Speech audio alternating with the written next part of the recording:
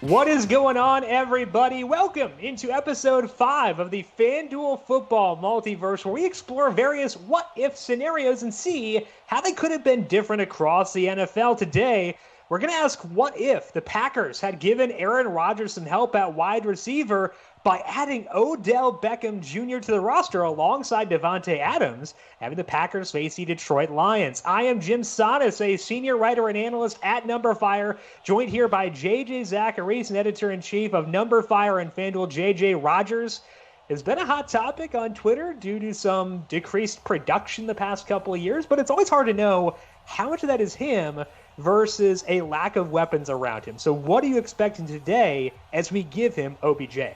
I'm expecting the best wide receiver in this game to really thrive and outproduce every other player in this game, and that's Kenny Golladay for the Detroit Lions. I thought it was me a Danny Amendola thing. Man, Babytron, gonna light it up at Lambeau. But in all seriousness, I do think that Green Bay needs a number 2 wide receiver, a real one. Nothing against Allen Lazard or Marquez Valdez-Scantling, but I think that OBJ would do a lot to that offense. And hopefully that this offense is not one that does lean on the run more. I don't think they're going to be able to as much as they want to, because they did win a lot of games last year, and they're projected win total wise over on FanDuel Sportsbook to have about 3.5 fewer wins this year, 3 or 4 fewer wins. And so, we can't just expect game script to be that favorable next season. Yeah, I think I was kind of expecting to want to bet against the Packers this year as Kerryon Johnson gets a nice game there. I was expecting to want to bet against them because they so outperformed their peripherals last year. But when you look at the FanDuel Sportsbook numbers, like, the sportsbooks aren't that high on them, both from a divisional betting perspective, a playoff, will they make it or won't they perspective, and a win total perspective, which I think shows that sportsbooks are sharp and know when regression is going to occur. But it also shows the fact that they didn't do a whole lot to get better this offseason, which is why we want to do this and explore what they look like with Odell Beckham on this roster and see what Favre could do there. But Matthew Stafford pretty good himself as he finds TJ Hawkinson, or I guess that's Danny Amendola, along the sidelines. Yeah. The best receiver in this game, clearly. Yes, obviously. Yeah, but, to your point, Green Bay won a lot of close games last year. All the numbers point to their point differential, et cetera. All the numbers point to them being not as good as they actually were last season. It's not that they were bad, so any Green Bay fan in the chat right now, I'm wearing a green hat on purpose so that you guys don't come at me.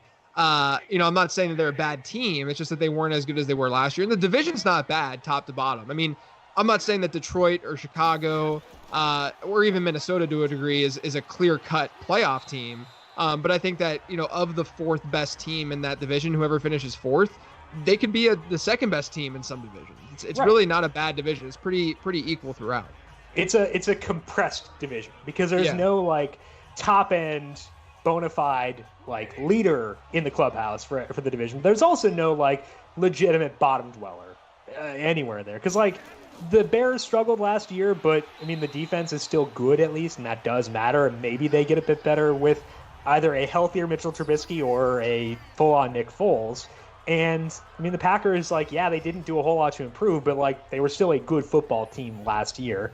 Seeing a swan song here for Kerryon Johnson, 3 carries so far to open up this game, as get to see Matt Patricia potentially live out his fantasy and just go full run heavy. If this lives up to, previous Madden streams we've had, it may be a full-on Patricia day where he just pounds that rock with Kerryon Johnson as often as possible. He does it there, and it does not pay off as he comes up short of the first down marker.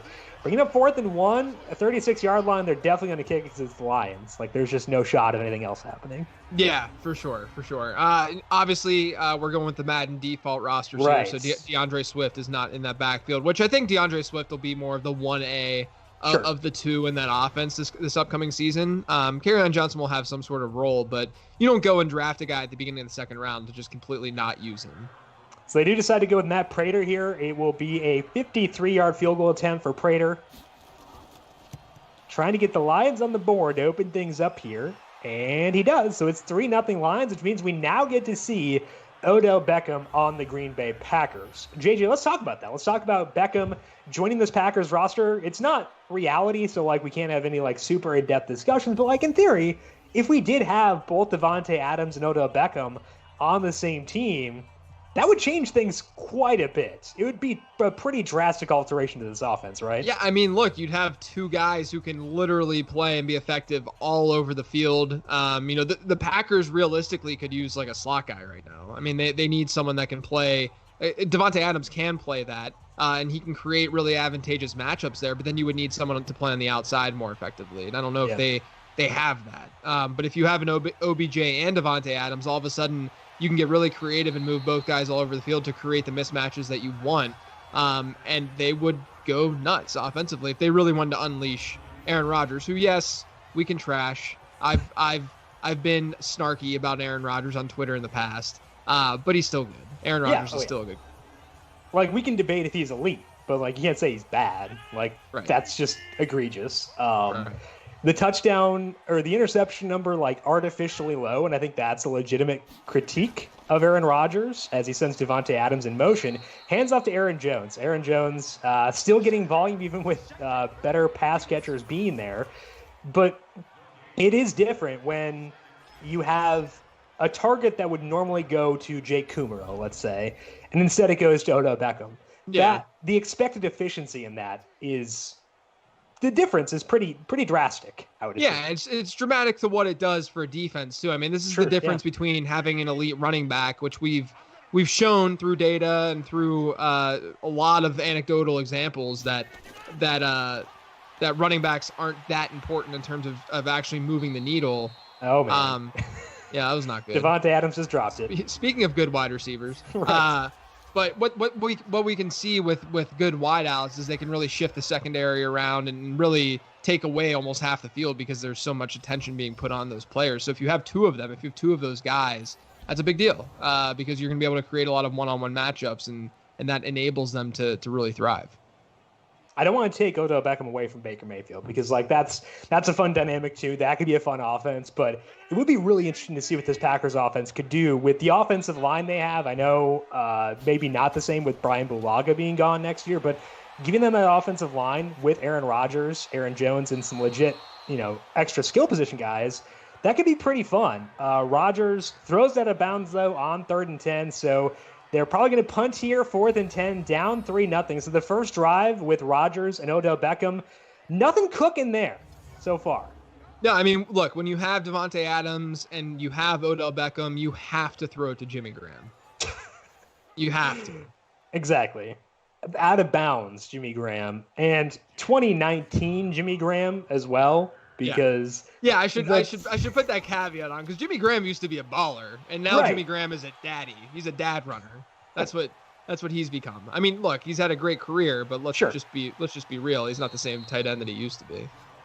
Yeah, exactly. This is our 5th FanDuel Football Multiverse we've done. We've had a lot of fun ones so far, and it's been interesting to watch. We had Michael Vick and Lamar Jackson last night. Next week, we are moving forward and we're going to touch on the New England Patriots, and we're going to have some fun because we're going to give them Cam Newton. I think it'll be interesting to see what Jarrett Stidham will do, but Cam is more fun than Jarrett Stidham. I don't think that's an outrageous comment by any means, and we're going to get to see what that would look like next week here on the FanDuel Football Multiverse. That'll be the Wednesday show. The Thursday show, we're going to see what Patrick Mahomes would do if he had backup pass catchers, because Tyreek Hill and Travis Kelce, they don't make Patrick Mahomes, but they make him better. I think that's pretty easy to say. So we're going to see what Patrick Mahomes can do with lesser pass catchers. Details on that will be, if you go to the contest, you should be able to find some details on that there once the contest is posted. But two pretty fun ones next week. I'm mostly excited for the Cam one because I want to watch Cam Newton play football again, and I want to see what he can do with pretty bad. I mean, it's kind of like putting him in the home situations where you give him no receivers effectively. Nice pass there from Matthew Stafford and a flag down the field. But I think next week should be pretty fun, JJ. I'm looking forward to it. Yeah, I am too. I mean, it's going to be interesting to see what, if anything, happens with Cam Newton. I think we'd all agree that the likelihood that he would be an upgrade over Jarrett Stidham is fairly high. I'm not saying that it's impossible that Stidham ends up being really good. Who knows? I'm just playing probability here, guys. Sure. And probability tells us that even though Cam Newton is not the same guy that he used to be 5 years ago, he'd still probably be an upgrade. Exactly. I would agree with that as well. Stafford completes that one out to Jesse James. So we're seeing Jimmy Graham, Jesse James, runs to Kerryon Johnson. What more could you possibly ask for? You came for Odell Beckham, but you got Jesse James. You know what I've noticed with these Madden streams is that I have the idea that I like to push that targets are a talent statistic because you have to get open in order to see targets. There goes Danny Amendola for a big That's game. a rush attempt for Danny Amendola. Yeah, it is. But targets are a talent statistic because you have to get open in order to see a target, right? So you have to be talented in order to see a target. I don't know if that's as true in Madden because we're seeing a lot flatter distribution in a lot of the games that we see, or we're seeing guys like Austin Hooper for a couple games now just go absolutely bonkers. And Austin Hooper's great, but Austin Hooper is not Julio Jones. Austin Hooper has far outperformed Julio Jones in both of the streams that we've played with the Falcons. So I think we're naturally seeing a much more flat target distribution in these Madden streams than we would in real life. Absolutely. It's been, I feel like if you're playing DFS, that's a tough thing because you look at guys like Davante Adams was $13,500. Odell Beckham was $12,000 today. Aaron Jones, $12,500. And it's harder to pay those salaries when it's going to be a flatter target distribution. Kenny Golladay on the Lions side, $12,500. Kerryon Johnson, $12,000. Marvin Jones is $9,500. And I thought that was pretty intriguing. Yeah. But and this one does go to Kenny Golladay, it looks like, for the Baby touchdown. Tron. There's your boy. Baby Tron. Never fade Kenny Golladay. Kenny Golladay, $12,500, the most expensive line on the roster outside of Matthew Stafford. Scooping it up off the turf, little worm burner that Golladay scoops up for the touchdown and puts the Lions up 10-0, which means we'll get to see a lot of pass attempts, hopefully, as we get to see Odell Beckham on this Packers roster. JJ, Kenny Golladay, he's not a flyer anymore in fantasy. There is a legitimate bill you must pay to get Kenny Golladay on your roster. But it seems like, at least based on your rankings that I saw and where I have him as well, it seems like he's largely worth that increased cost. Yeah. I mean, I think he's a top 10 guy in fantasy. You know, there are some concerns about his separation ability. And Marvin Jones is Marvin Jones is a better value in fantasy football than Kenny Golladay is right now, just because of where Golladay is being drafted. But the one thing that I will say, you know, a lot of people will look at Kenny Galladay's touchdown rate and how it looks to be unsustainable, but he's going to consistently be someone who's targeted heavily in the end zone, and that's fairly sticky year over year. And we know that he's going to be targeted and have a decent target share. The one way that I look at Kenny Golladay that I think makes him really intriguing is that we're saying that he's a top 10 wide receiver in fantasy with a projection that's probably around the 120 target mark. What happens if Golladay ends up seeing a lot more volume than we're expecting? Then all of a sudden, he has that true top 3 wide receiver upside in fantasy. Obviously, you know, it's not probable, and Marvin Jones is going to get his. He's a good wide receiver, good compliment. But that's the reason why I think Kenny Golladay is a really intriguing, you know, third-ish round pick. Yeah, and that's definitely within his range of outcomes, is to go nuts from a volume perspective. The one concern you could have is that it's also in the range of outcomes that things swing the other way, because the Lions seem like they've always wanted to be a team that want to ground and pound a bit. Another completion there to Jimmy Graham. They seem like they want to. Like, that is their organizational philosophy, is that they want to be a run-heavy team. But last year when Kerryon Johnson, everyone else got hurt, I think J.D. McKissick got hurt at one point too, like, they couldn't do that. So they had to, like, let Matthew Stafford throw, and it worked out. So you'd think that they would go back to throwing again this year, but there's always that concern because they did draft DeAndre Swift early. They did draft another running back, I believe, in the 5th round later on. So it wasn't just DeAndre Swift. As that completion goes to Davante Adams, very close to the first down marker. It is a first down as the first quarter ends. But, like, it seems like if everything broke the way that Matt Patricia wanted it to, they would be run heavy, but it's also hard to project that happening when the win total for the Lions is lower. Like, you're not expecting this to be a team that's in positive game script all that often. Yeah, the big key with Stafford in this offense is that they had Darrell Bevell for the first time last year as offensive coordinator, and Matthew Stafford threw it deep at the highest rate of his career. He actually threw it deep at one of the highest rates in the NFL last season before he got hurt. And what that does is, obviously, it makes every target that these guys are seeing more impactful and more important. Right. So Kenny Golladay, again, being projected maybe to the 120 to 125 targets, those are really high quality targets because they're throwing it down the field often to these wide receivers. That one goes to Geronimo Allison, who actually, it's like we were talking about with Hayden Hurst yesterday, where it's a guy on his old team facing his new team because Geronimo Allison now a part of the Detroit Lions. So a pseudo revenge game here. Before that, though, we did see the first target for Odell Beckham, who was wearing 86, which looks superbly weird because Alan Lazard must have first preference to the number 13. But Beckham's right there, as you can see him on the replay. But he's wearing 86. Finally got his first target, but it fell incomplete. So unfortunate circumstances there. Getting some Antonio Freeman vibes. He wore 86, right, when he was playing. That was, I remember the Monday Night Football game because I grew up in Minnesota, so I would always watch the first half of Monday Night Football, and then I'd go to bed. My dad would print out a recap of what happened in the second half that I could read at breakfast. He didn't print it out the next morning after that Packer game where Antonio Freeman caught it, was on his back. Did what? Yeah, exactly. And he ran in for the touchdown. Al Michaels with the classic call. Didn't print out a recap of that game for me as he was a Vikings fan and was none too pleased about that one. Rodgers, a nice pass to Beckham, and Beckham's going to house it. That is what happens when you give Aaron Rodgers some help. And a classic Beckham thing where he takes a short pass and houses it and then does some sick dance moves as well. That's an easy 10 FanDuel points right there to put the Packers on the board. Wearing that 86 with pride, Odell Beckham. That's right. Man, it'd be awesome if they had OBJ. Now I'm just watching this. It would be very fun. Seeing the Lions defenders run into each other is also quite fun. I enjoyed that on top of it. But Beckham with the touchdown, only his second target and his first catch. But hey, when you're going to be that efficient, we'll take that for sure. I want to go back to the Stafford discussion because you were talking about the average depth of target and how often he threw deep last year.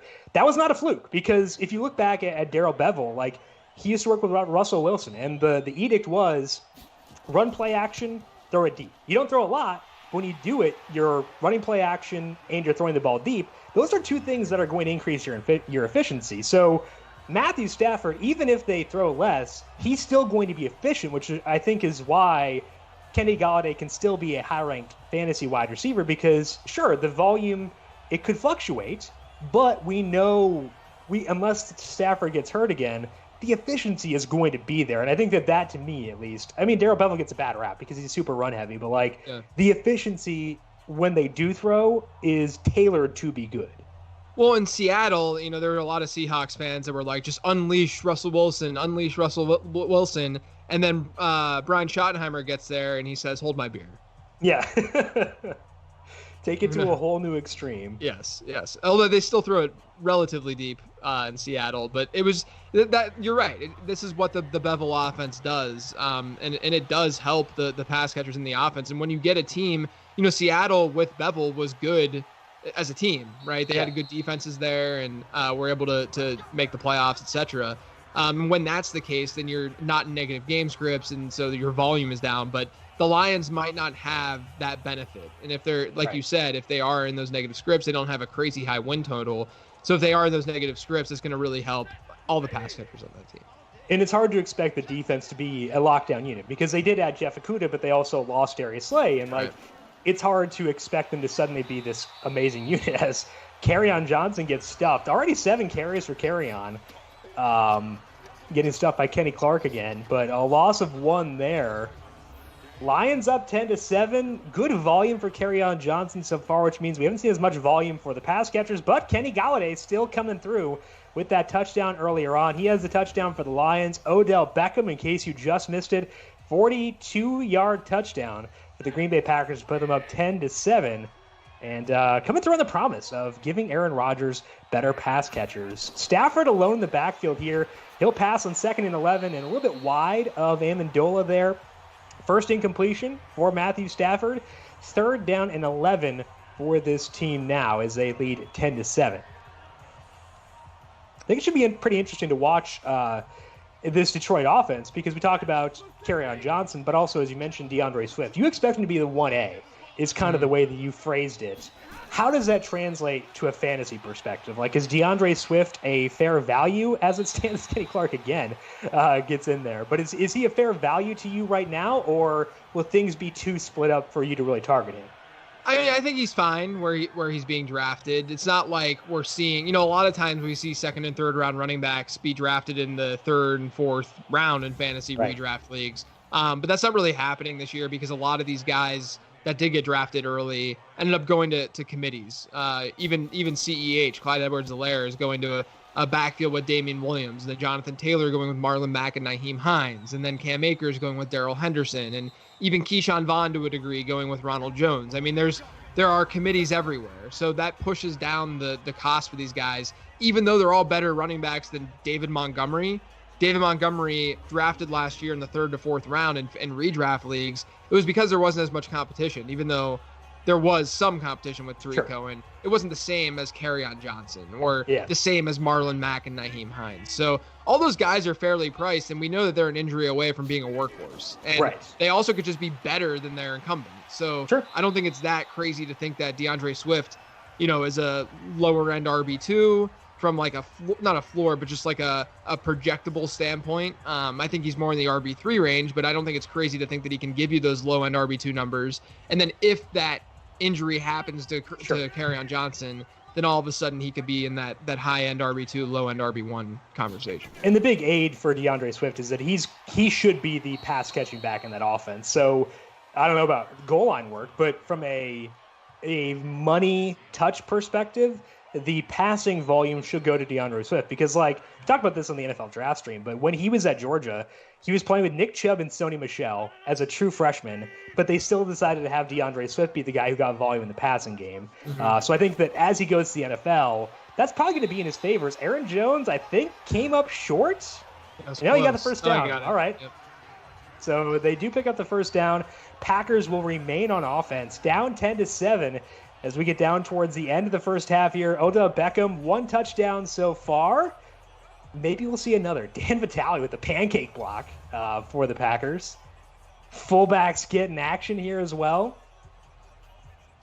Aaron Jones. Sorry. Yeah, I was going to say the Packers also got a second round running back in AJ Dillon, who is not as much of competition for someone like Aaron Jones versus Kerryon Johnson to DeAndre Swift as we see Aaron Jones' skill set come into play and run. Got to run angry there to show that keep AJ Dillon on the sideline. He's not in the game, but like in theory.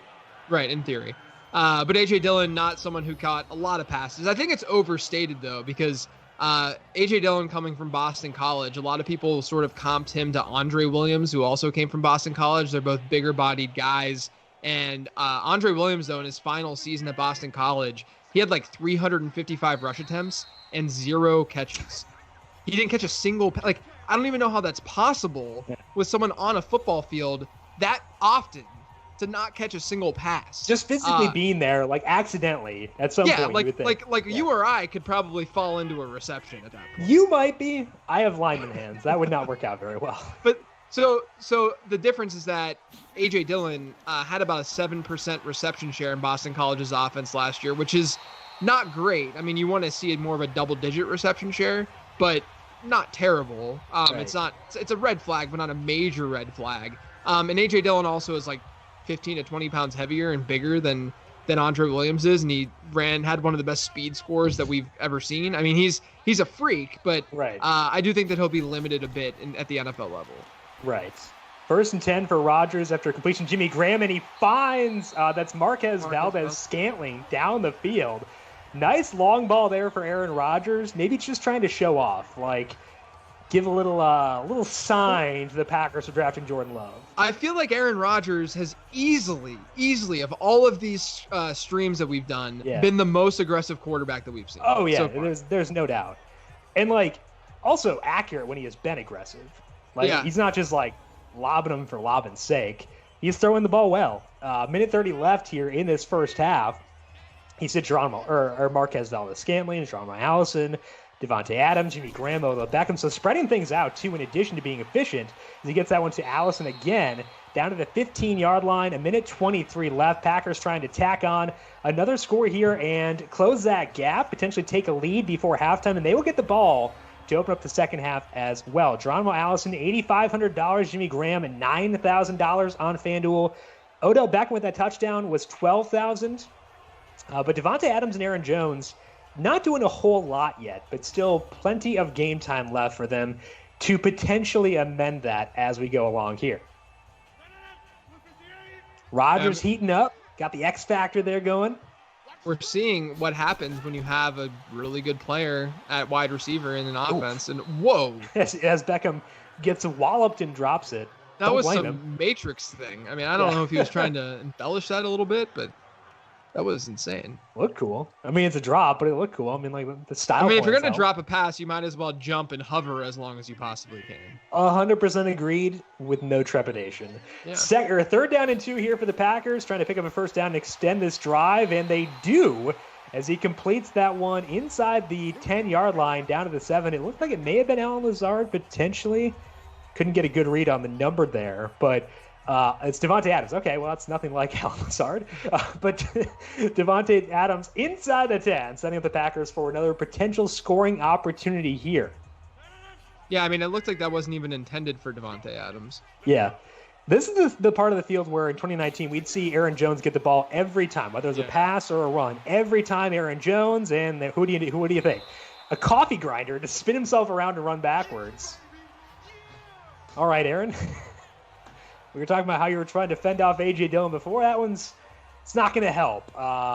They were generous and put him back at the line of scrimmage. So half a point there for Aaron Jones for the reception. Darius Slay on the tackle, coming back to the Lions, at least for this stream. 1 timeout left for the Packers, 2nd and goal from the 7-yard line. Odell Beckham is on the bottom of your screen alongside Davante Adams. That's really fun to say. As Rodgers scrambles, gets it to Jones, but a loss of about 5 yards. So Aaron Jones gets the catch, but nothing to show for it from a yardage perspective.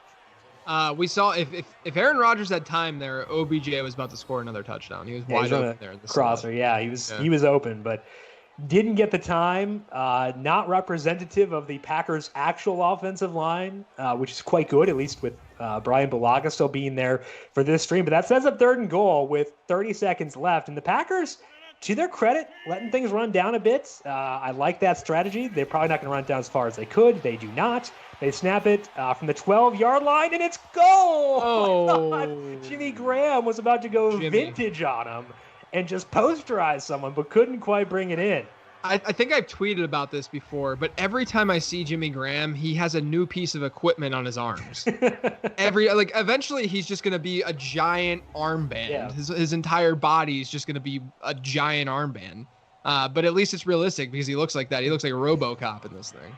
I'm in favor of it because I think it diminishes how slow you are if you have more stuff on you. Like Gronk in 2018 was wearing like every piece of equipment you could wear. Like he did look like he was put together like artificially, and it made him look less slow at least. Yeah. I don't know if that was like an optical illusion because obviously he wasn't running super fast, but you look faster at least. Yeah, well, it just kind of reminds me of like the grandpa on a basketball court look. Like they have like the weird. I thought we were like clothing. Uncle Drew, like Kyrie Irving, like prosthetics and everything. Yeah, right. Like they have to wear the knee brace because they've played so many pickup games. Like that's what it feels like with a lot of these tight ends. Right, exactly. And like as a Madden player, I respect it because like the first thing I always do, because I only play franchise mode, like it's either we learned last stream that Jim liked to create the Nashville Monsters, and I was 13. Yes. Oh my goodness, we get a breakaway here for the Lions. Wow. And that's to be a special teams touchdown with 4 seconds left in the half. And they go up 17-7, or as Agnew gets the touchdown there with 4 seconds left. Man. I wasn't expecting that. We were too busy talking about the Nashville Monsters, and we almost missed the kickoff return. That was awesome. Jake Kumaro trying to run him down, couldn't quite get there. Relegated to special team duty with Odell Beckham in town, and maybe that's the reason that the Packers couldn't get it done. The side effects of bringing in OBJ is you got to play Jake Kumaro on special teams. Exactly. Matt Prater comes out here after Mason Crosby got the field. Hey, maybe Tyler Ervin can respond with a touchdown of his own for the Packers. But this is, I think, the highest scoring first half we have seen so far in these Madden. Oh, yeah. This is usually a final. This is usually game over. I mean, even last game that we saw with the Falcons with Michael Vick against the Ravens wasn't even, it was barely higher than this. Yeah, it was like 24-7 or whatever it was. But going back to what I was talking about before, the first thing in franchise mode that I would do after a draft is you go to all the rookies and you customize their equipment, because I can't have any players not wearing gloves because it bugs me, like, visually. Like, just wear gloves. Like, it looks really weird. What do you have against Nick O'Leary? A lot of things. P hands, yeah. No, we're not. Moises Alou, for all of you who don't know. So Moises Alou is a baseball player, and this is a football thing, I understand. He used to not wear batting gloves, and he was my favorite player growing up. But he used to not wear batting gloves, and someone asked him once why. I was like, and instead of wearing batting gloves, he gets a better grip by peeing on his hands.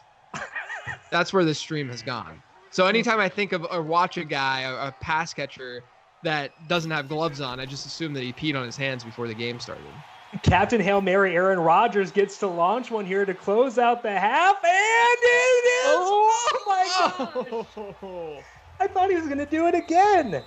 Oh my gosh. He wanted to distract us from Moises Alou defiling his hands. So Moises Alou was in a home run derby back in like 1998, I want to say, maybe 97. And my family was on a family vacation with someone else. This is something that everyone cares about right now, I know. I care. And we all picked a person out of the hat to be like our person that we are rooting for in the home run derby. And if they won, then we got something, whatever. I mean, I was like, I guess it was maybe like 96. So I was younger. And I got Moises Alou. He didn't do much, but I ended up just like loving the guy. Got like his Astros jersey. And I went to a Pirate game. I grew up loving the Pirates. I actually wore like a pirate hat. This is so bad. Like, I hate myself for doing this. But I had my Alou jersey on. He signed it before the game. Oh. So like, I have this relationship with Moises Alou. And I didn't shake his hand though, because I knew that he peed on it before the game started. Pro move by JJ to do the research in advance. My should sixth I shake grade this self. person's hand? Do they pee on their hands? Like, should I know about this? Pro move there. There was in that game though. He got picked off at first base, and I thought you were talking about the home run derby still. And I was like, yeah. Moises was just sitting on first, and they somehow picked him off in the home run derby. No, he got picked off at first base, and everyone in the crowd, they knew my like allegiance and stuff, it was cool. But everyone, I just put my head down. I still remember everyone like patting me on the back because it was so embarrassing to be wearing a Moises Alou jersey there. Amazing. All right, so Aaron Rodgers out there to start off the second half, suddenly in a hole after the Agnew kickoff return touchdown for the Detroit Lions. Handoff goes to Aaron Jones, and he just gets destroyed. 6 carries, 16 yards, 2 receptions for -4 yards. Not a whole lot cooking for Aaron Jones so far in this game. And one of the potential losers, Davante Adams blew the block. Maybe he's revolting for bringing in OBJ. Yeah. Davante Adams clearly comes across as that kind of player in person. Exactly. He wouldn't be able to have the 97% target market share that he has if Odell Beckham was there. So I get it. Rodgers, almost picked off. Again, targeting Jimmy Graham. What on earth is going on? You have Davante Adams and Odell Beckham. Come on, man. And I don't understand. 3rd down and 13 here for the Packers. Touchdowns in this game by the Detroit defense and special teams. Doesn't do a whole lot for you from a DFS perspective, but Kenny Galladay and Odell Beckham with the other touchdowns. OBJ, I think that's his only catch so far, and Geronimo Allison gets his 3rd. So clearly they didn't need Odell Beckham. All they had to do was feature Geronimo Allison more to get this Packers passing offense cooking. Looking back to last year, which is where I guess the rumblings around Rodgers and his decreased efficiency probably started before then. But last year, he was still okay. He was 9th in total net expected points based on number of fires metrics. He was 15th in per dropback efficiency. So not great, obviously. Not the elite player that he was, but it's not as if he was terrible by any means. And especially, you consider that Davante Adams missed a bunch of games. They had that one game where like their top two receivers. That one is inaccurate, incomplete, but their top two guys were like Geronimo Allison and Marquez Valdez-Scantling, and they were both like, they missed practice the entire week. So like, he had a lot of rough circumstances, but he wasn't bad. So we know that Aaron Rodgers does not have Odell Beckham in real life for next year. What are your expectations for him from an efficiency perspective, knowing that he's going to have hopefully Davante Adams for an entire year? Nice pass there to Mercedes Lewis. Again, just they're weird people. But like, what are your expectations knowing that they didn't do a whole lot to increase the pass catching core there? Yeah, I mean, I mentioned it earlier. I actually think that even though they want to be a run-heavy team, we'll see them probably be just as pass-friendly. Not that they were super pass-friendly last year, but I don't think that they're going to be that much more run-heavy this year just because they won't be able to. But I think that the thing with Rodgers, from a fantasy perspective at least, sure, he can be a little bit more efficient as he was last year. But the thing from a fantasy standpoint is we need our quarterbacks in order to be real difference makers these days. There goes a nice little handoff to, is that Allison again? Yeah. Man, Geronimo Allison's a beast. All he needed was another wide receiver on this team. Or to pretend to leave and go to the Lions and then magically exactly. reappear for this Madden stream. Yeah.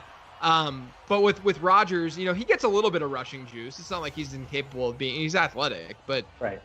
It's not the same as even a Josh Allen. Obviously Rodgers will probably put up better passing numbers than Josh Allen. But Josh Allen and what he can do with his legs is a lot more beneficial for fantasy, and that boosts him, and that makes Rodgers more of a fringe top 10 guy instead of the locked in top 5 one that he's been drafted as basically since, he became a starter. So, right. That's kind of how I view Rodgers. I think he's fine. I still think he's efficient enough, but there's a lot of competition at quarterback overall across the league where, just being efficient enough isn't enough. Right. You kind of need a path to extreme upside in a lot of ways, and it's tougher to envision the path for Aaron Rodgers than it is for a quarterback who would have more in the rushing department. Like that's kind of like, should I go with Aaron Rodgers and get that steady floor, I would say, for him, or should I go with someone who has a path to being like this year's, you can't be this year's Lamar Jackson because there's not going to be this year's Lamar Jackson, but like someone who can have a legitimate ceiling of that type. Yeah. 3rd down and 6 here for the Packers in Lions territory to open up this second half here. And Rodgers guns it out towards Beckham, but it's wide. Incomplete, probably going to bring on Mason Crosby now to have his second field goal attempt of the game. Trying to trim this from a 1-score game to a 1-score game. Make it 17-13. Just an inaccurate pass there by Aaron Rodgers. We're trying to talk him up. I think that's a curse on this stream is whenever we talk a player up, it was... first was Mitchell Trubisky. We tried. We tried really hard. We tried to be the hype man saying, "Oh, Taysom Hill, Allen's blocked by the Lions. Maybe they get a second touchdown. Scoop and score, man. Come on." Man. But David Bakhtiari there to jump on it. It's the second block field goal we've seen. Difference in this game is special team. Special team. Absolutely. So the Lions are going to get the ball back. And Matthew Stafford back at quarterback for the first time in a while now because the Packers had the ball to close out that first half and to open up this second half as well. Stafford, really good season last year prior to the injury. Still, he's not old by any means, given how young he came into the league. Yeah, he's still. I think he's younger than most of the quarterbacks that came in this year that were rookies. Ryan Finley is actually his grandfather. Like that's just I found that on his Wikipedia page and was astounded, but it's true. I do have to say, I think Matthew Stafford, graphics-wise in this game, looks the most like himself than any other player that we've seen. For a player, yes.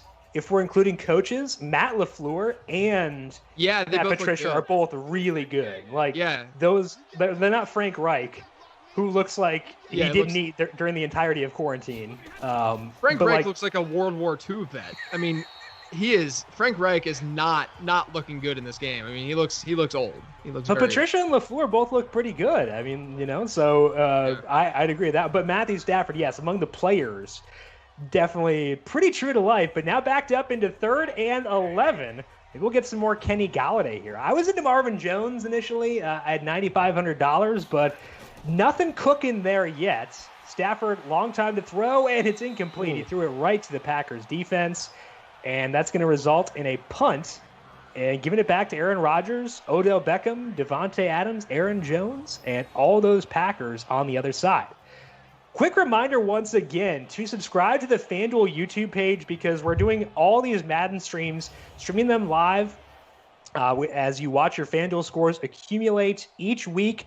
Now moving to twice weekly. Again, we had the Lamar Jackson, Michael Vick one earlier this week. This one now 2 streams once again next week, coming up on Wednesday and on Thursday. Both those will stream at 8 p.m. Eastern. The first one, Cam Newton on the New England Patriots as their roster is currently constructed. So with Sony Michel, Mohamed Sanu, Julian Edelman, Matt Lacoste, if you decide you want to go that direction. But it'll be Cam with the Patriots. And then on Thursday, Patrick Mahomes with no Travis Kelce, no Tyreek Hill, no Sammy Watkins. We'll see what he can do. Maybe we can get some Mecole Hardman featured in there. I'll also check the depth charts. But that one could be a fun one. And again, those will both be streamed live here on the FanDuel YouTube page. We also have a lot of our podcasts go up here as well. NASCAR podcasts going up pretty often. Golf coming back this week as they had some action cooking. So we had that podcast earlier this week as well, Brandon Gadula. So a lot of good stuff on the FanDuel YouTube page. Handoff here goes to Aaron Jones. Not much going there. 9 rushes, 19 yards. Hasn't been a good day for Aaron Jones so far. Hasn't been a good day for those of you who decided to use him. Trying to get that Devontae Freeman magic from last night. A couple of touchdowns, but Aaron Jones not able to duplicate that so far. Yeah, it hasn't been good. Aaron Rodgers has not been very efficient, though, through the air either. I mean, he's had some big plays, and he's throwing it down the field, which is great. But his completion percentage is pretty low. As he hits. Geronimo Allison catch. Who knew that? I think that Odell Beckham must be wearing 81, and Geronimo Allison's wearing the 86. 4 catches, 66 yards. That's 8.6 FanDuel points. Allison, $8,500, so a really good value play on the Packers side of things. Of course, Beckham is outscoring him, but from a value perspective, Allison doing well. Yeah, he had that rush, too. Yeah, that's true. 13 yards there. Yep, exactly. You get a little bit more fantasy points from him for that, too. Absolutely. I think that actually does put him over 10. So nice day so far for Geronimo Allison. All right. Rodgers in the shotgun here. Looks like Adams split out towards the left. And this one is complete. That guy again, Geronimo Allison. We wanted to tune in to watch Odell Beckham, see what kind of target share he can get here, but instead, it's a Geronimo Allison show. Yeah, I mean, this is what a lot of people were drafting Geronimo Allison last year. Yeah. Not super high, but it was either him or MVS for a lot of people. And, he didn't really pan out, but he's certainly panning out in this game. Absolutely. I'm assuming you're not projecting him to do much with the Lions, correct? Because, they have Marvin Jones and Kenny Golladay. You want to give a lot of volume to them. TJ Hawkinson in year 2 after being a first-round pick. Probably not anywhere near the fantasy radar, correct? Yeah, I'm not giving him any love. You got to bump him now because of the stream. I think that's that's law. That is law. That is how things work here. 10 seconds left in the third quarter for the Packers as they may be able to get one more play off before the end of this quarter and things flip over to the fourth quarter. And they do get a play off. All right, so one last play here to close out the third quarter. Rodgers slings it out towards Aaron Jones, who does the Eric Ebron. Goodness. Eric Ebron on the stream a couple weeks ago. Jamal Williams. That's what happens when you put Jamal Williams in the game, by the way. Yeah, exactly. I remember last year I had to train myself based on the equipment that Aaron Jones and Jamal Williams were wearing because I was so obsessed with the rotation at running back because for DFS it matters a lot the way they rotate the running backs, and I had to train myself. Okay, Jamal Williams has this turf tape on. Yeah. Lock in on that. It'd have to be a mental note in my head. They use Jamal Williams so much more than people realize too. Yeah. Season. He got he had a 20% target share for a legitimate stretch of the season at one point. It was not for the full season, obviously, but it was a long stretch. He was a better fantasy asset than Aaron Jones through the month of November. I mean, in the month of November. I mean, it's crazy that it's gotten to the point where I think A.J. Dillon was drafted as his replacement because this is the final year for both Jamal Williams and Aaron Jones. Both guys were drafted the same year. Aaron Jones a 5th rounder, Jamal Williams a 4th rounder, and Aaron Jones just was able to, he's the better running back, which production profiles said the same thing. But I think that the A.J. Dillon pick was more so, it's insurance for both guys, but if they can't get a deal done, but I think they're going to try to get a deal done with Aaron Jones. He has said that they were still talking about it, so I think It would make sense if they were to proceed that way. And Jones has been a really good pass catcher. So, yeah.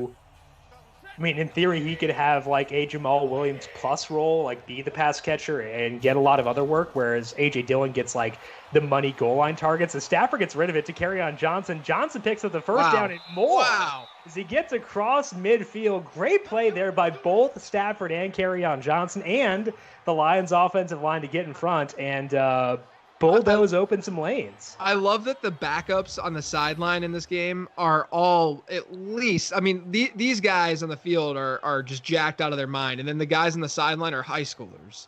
Their BMI is like negative. Yeah. Look how skinny these guys are. There's no way that guy's wearing 32. He's a defensive back or something, or even a running back. He's not a running. It looks like he's skinnier than me when I was 6. That's why the backups, JJ. The chubby middle school. Oh, there goes Kerryon Johnson with another big run. So he hits the big catch, a 19-yard gain, and then up to 39 yards rushing. So Kerryon Johnson generating some juice now. 2.4 FanDuel points as a receiver and 3.9 as a rusher so far in this game. So Kerryon Johnson, $12,000.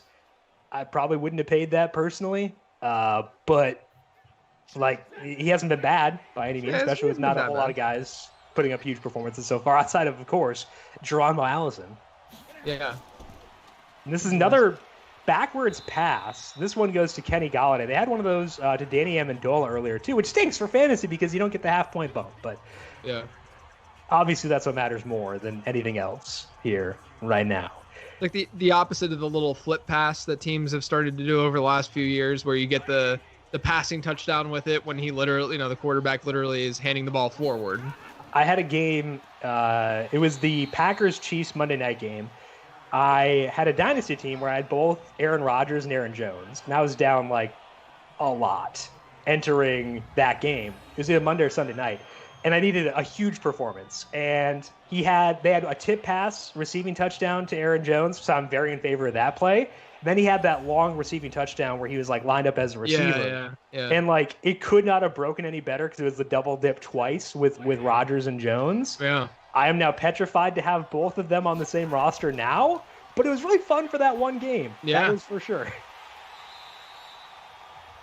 And Stafford dumps it off on third down. Potentially just trying to set up Matt Prater to make it a 2-score game. J.D. McKissic getting some love. All right. Back from the grave.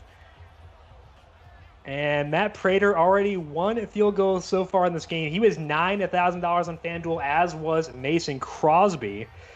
Mason Crosby tried to get a second field goal attempt, but the Lions blocked it to keep things at 17-10, which means the Lions have a chance here to make this a 2-score game as they do send out Matt Prater for the 43-yard attempt. Maybe. Running down the clock? They're running down the clock. I get it, I guess. But Prater does get it. So 20-10, now a 2-score game. So let's get some more volume for Geronimo Allison. Because if we're just going to lean into it, let's fully embrace it. Yeah, sure. Who needs OBJ? We got Geronimo Allison. Why should we care about anything else? Those were the first points of the second half, by the way. Oh, wow. We jinxed it again. We're terrible. We need to stop talking. I think it's Patricia, that looks like that's a good lookalike of Matt Patricia. I think it's actually him. He's stuck. He's just in the game. He's stuck in the FanDuel football multiverse, just hanging out. Patricia's been there for months. No one's let him out. Just hanging out, chilling, just screaming into the abyss. Growing and grooming his beard. I don't think he's a beard groomer guy. If I had to guess, I would guess he's not. He's all natural. Yeah. Tyler Ervin on the return here for the Packers. Gets across the 25, but taken down there. So we're going to see Aaron Rodgers and this offense try to erase a 2-score lead. The good thing for them is they have both the 2-minute warning and 3 timeouts left, which means they've got a lot of clock. The problem is they can't dilly-dally. They've got to go out there, chuck it deep, and Rodgers has shown so far he's willing to do that. So let's see if he can unleash things a bit here and toss the ball downfield. 5-receiver set for the Packers. And he lobs it out. Ooh, almost picked. See, that's what you get. You go to the Geronimo Allison well too many times, and eventually it's going to bite you. That one was almost picked off, and that probably would have finished it. But Rodgers gets second life. I like the 5 wide set though, especially when you can throw Jimmy Graham as one of those wide receivers. It's always good. I think both Jones and Jamal Williams are out there right now. This is also a fun set as they try to target Aaron Jones there, but pass. It's completed. I thought that was broken up. Me too. That was Davante Adams. Okay, so Davante Adams, I've confused him for Allen Lazard and Aaron Jones. Cool. Why not? That was a nice catch, though. It was, yeah, absolutely. 3rd down and 4. Packers, I get the Madden algorithms dictating this a lot, but not exactly going at the snappiest of paces here. And the pass is complete. That one is Davante Adams for a nice gain, which will bring us to the 2-minute warning, but Packers moving the ball maybe not as rapidly as they should, but regardless, starting to get things going here. Maybe we can get another touchdown out there for those of you who may have used Davante Adams, Odell Beckham, or if you decided to, go the value route with Geronimo Allison. Let's make Geronimo Allison MVP of this game. Let's do it. Yeah, I mean, it's definitely looking that if you were able to find the end zone, he definitely would be. But those touchdowns obviously buoying some of the other guys. Even Kenny Golladay had the touchdown earlier in the game. Has he had a catch since then? He had the rush. Okay. Behind the line. Yes, right. Long ball, incomplete. It looked like Jimmy Graham open. Yeah. Probably he was throwing to 2010 Jimmy Graham when he should have been throwing to 2019. Right, you have to adjust your arm strength when you're doing exactly. Dial it down like 15 notches, and then I do feel awful whenever we say things like that because like literally like 2055 Jimmy Graham is more athletic than I am right now. So we have to put that into context. Jimmy Graham could run the 40 before I could run like a 20. So like now. Right. Yeah. Exactly. Not even old Jimmy Graham. Hey, did you know that since this is a broadcast, right? We have to mention that. Did you know that Jimmy Graham played basketball? Oh, I forgot. Yeah. What are other checklist things here? Go through it. There are Aaron Rodgers has family issues. Yeah. Well, I guess this year it'll be Aaron Rodgers is angry. I think that'll be a thing that'll pop up quite a bit. Yes. As he finds Davante Adams there again, 6 receptions for 60 yards. So Adams inching closer to that 10-point barrier as well. We've got Allison above it, I believe, but OBJ right around there. Adams inching up there. So a lot of Packers players around that area as Rodgers drops back to pass, scrambles, and he should have just run with it, but instead Snacks Harrison gets in there and takes Rodgers down for the sack. And that'll bring up 2nd and 15 with about 1 minute left. And they're showing a replay, which means the Packers not moving up the fastest of paces here, which is concerning. All right, there they go. All right, now we're going. Rodgers with the no huddle. Aaron Jones just chilling, hanging out, and that one deflected. They're giving Aaron Rodgers time, but he's 19 to 33 for 239 yards and a touchdown. That's not exactly what you wanted if you were forking over all that money for Aaron Rodgers at $15,000, the most expensive player in this game. Yeah, the one thing, though, to keep in mind is that we don't usually see this kind of volume from quarterbacks in these simulations. So that's very true. That's at least a plus with Rodgers. Absolutely. Again, all day to throw, long pass downfield. Why does he keep throwing this to Jimmy Graham? Every downfield target is to Graham, and it got shockingly broken up. And it's 4th and 15. Got to go for it here. Got to, I guess, right? Hit him in the hands. Come on. See what they end up doing. Once again, back again next week with a pair of streams here as we're going to have Cam Newton on the Patriots with Julian Edelman. Oh, they're going to kick the field goal. 57-yarder, 58-yarder. Yeah. For Mason Crosby. This would be great for those of you who use Mason Crosby, trying to make up for the miss early. Was that like 5 yards short? That was not good. And that will bring up the Detroit Lions offense here. And they will take over. But the Packers have 3 times. Oh, it went off the crossbar. Okay, so that's why. Not trying to shortchange Mason Crosby as he watches the stream. Next week, Cam Newton, though, on the Patriots. Make sure you get in your DFS lineups for that, as lock will be at 8 p.m. Eastern on Wednesday. And Patrick Mahomes with backup receivers. I'm hoping it's just Mecole Hardman, like literally just him, no one else. Yeah. Just one guy running a route and seeing what happens. But they will go with the heavy formation here with Matthew Stafford. I assume we'll see the timeouts taken. Oh, they're going to throw, and he guns it out towards the sideline and gets the completion. Is that a first down? It was close. I was ragging on Matt Patricia earlier, and I think I have to retract that now. Like, I think legally I have to retract it because Jesse James again. Like, he decided to just go for the jugular and throw it on 1st and 10. I like it. It's fun. Yeah, it was good. I mean, it's game over. Oh, he's going to throw again. They're going to throw again. To, that might have been Logan Thomas, I believe. Logan Thomas, we were talking last night about how I was a Virginia Tech fan growing up. Logan Thomas, former quarterback at Virginia Tech, now with Washington. Yeah. Actually got a weirdly big contract with them. Has kind of fantasy intrigue, if we're being honest. I mean, like a super dart throw player, but just some intrigue. But, like, I saw the contract, and I was like, that's interesting.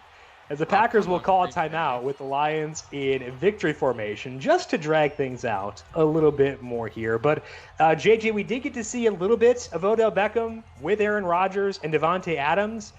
Obviously, the Packers are going to come up short in this game, but, I mean, I think that it would be really fun if we could just see Aaron Rodgers with better players around him. Yeah, I mean, what I'm saying is I'm attributing Geronimo Allison's game to things really opening up for Geronimo Allison. And he was able to thrive. So I think Geronimo Allison's game is the direct result of Odell Beckham being on the field for the Green Bay Packers. Obviously, OBJ had that big touchdown, though, so he's still able to pay off. Again, in the most OBJ fashion ever, where it's a short pass that he just houses. And they're going to have Matt Prater attempt the field goal with a couple of seconds left. This is actually going to swing a lot of money if he makes it, and he didn't. Okay, so that would have had big DFS implications if he had made a third field goal to jack things up, but he does not make it. All right, so that does conclude the game. JJ, any final thoughts for you on this one as the Lions win 20-10? You know, I'm glad Babytron was able to find the end zone. I'm glad we got to see OBJ with that big play. And I'm also glad that we got to see a quarterback in these Madden streams finally air it out a little bit, even though the numbers weren't absolutely stunning. Absolutely. Geronimo Allison, big game for him. 5 receptions for 70 yards. Davante Adams had 6 for 70. Odell Beckham, I don't think he had anything outside of that one reception for the touchdown. Yeah, 1 reception for 42 yards. Kenny Golladay, 1 reception, 12 yards, but he had the touchdown there as well. So that is all the time we have for today. But once again, 2 streams next week. We've got Cam on the Patriots, Patrick Mahomes with no help. Make sure you are subscribed to the FanDuel YouTube page to stream that as it occurs and get those DFS contests in. Lions win 20-10. Big thank you to Calvin Theobald and for JJ Zachariason. I'm Jim Sonis. This has been the FanDuel Football Multiverse here on the FanDuel YouTube channel.